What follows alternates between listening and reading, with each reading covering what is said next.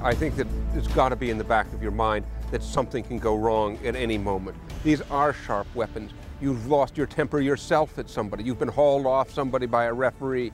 You don't know what can go wrong. There's got to be a tremendous amount of adrenaline running through your veins as you step out there and face the person. And of course, every once in a while, people completely lose it and run away.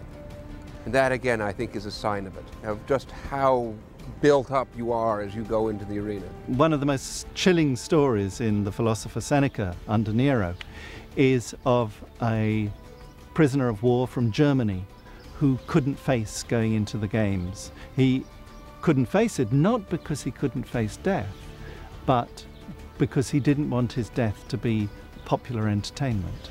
And he goes into the lavatory and he takes the sponge with which the lavatory is cleaned on a long wooden stick and he rams it down his throat and dies that way. And for Seneca, that's an extraordinary symbol of what we should all model ourselves on. We shouldn't be afraid of death. If a German prisoner of war can kill himself in that disgusting way, so any of us should be able to liberate ourselves from the terrors of life and end our own lives. Well, the cases where we hear of people committing suicide are almost invariably people who've been condemned to the earlier part of the day.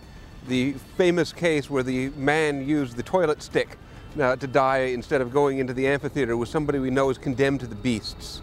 We hear about this quite often. Given the choice between being torn apart by a leopard or a bear and beating your brains out in the prison, there were certainly people who chose the latter course.